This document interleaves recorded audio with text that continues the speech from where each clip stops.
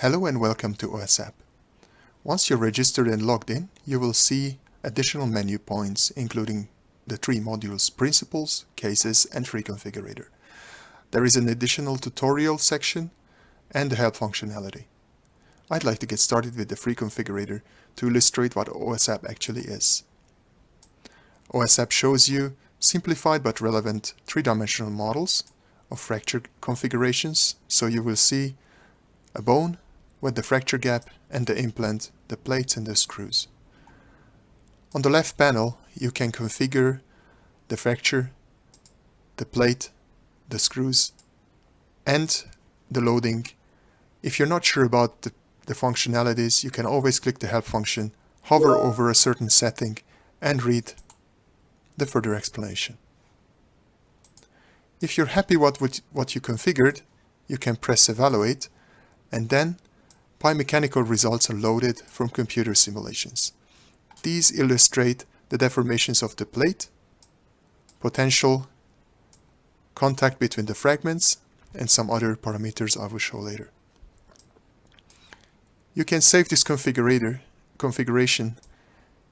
into the history and keep on configuring the actual one.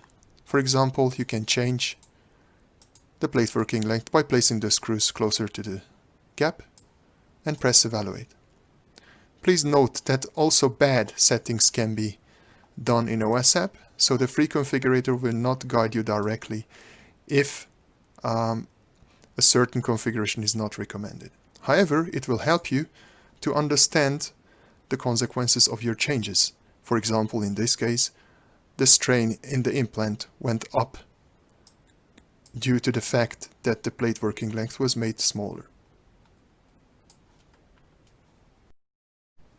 As another example, let's look at a larger fracture gap with slightly less load, say partial weight bearing. First for a smaller and then for a larger plate working length. What we will see here is that on the one hand the plate strains are much higher, even though are all low because of the partial weight bearing, are higher for the larger working length. Another thing that we see is that the construct moves more, so the gap moves more. You can directly visualize this if you activate the gap strain.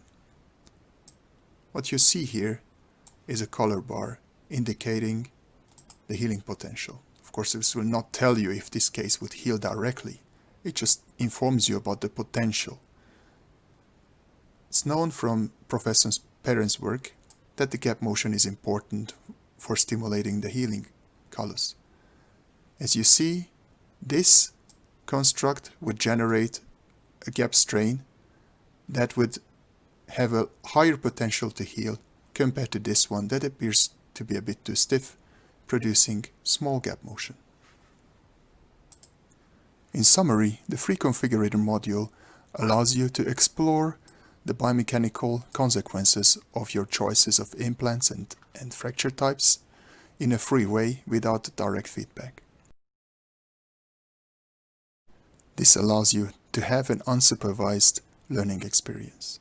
The other two modules have guided learning. The principles illustrate certain selected principles of fracture fixation. You can browse through the topics, select one. It's like an electronic book with the text explaining the actual case and the illustrations on the right. You cannot configure anything here, but you can observe the pre-configured modules and understand them based on the text. If you turn the page, you get additional content with small explanations of certain definitions and always a take-home message at the end of the case. Once you're in a principle or in a case, you can send us feedback by clicking on this icon, expressing how you like the experience and giving us more specific comments. Changing to the Cases module, it's built similarly but with actual clinical cases. Our intention is to help you to learn from failed cases. The first page of each case shows you the actual clinical problem in this case a broken plate. The other pages provide a three-dimensional illustration with the models. We don't rebuild the case one-to-one, we just represent the essence of the problem, which in this case, for example, was the small working length. The next step, you will see the models from the computer simulations. In this case you can see that the plate strains were very high due to the small working length, and this was probably the factor that led to the failure.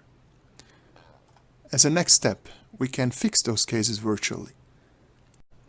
For example, here we illustrate that if the two innermost screws would have been removed,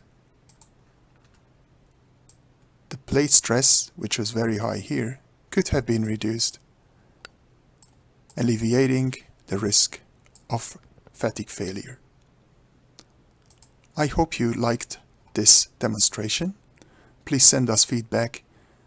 There are specific surveys popping up after finishing a case or principles, and there is a specific feedback form at the end of the landing page. Thank you and hope to hear from you soon.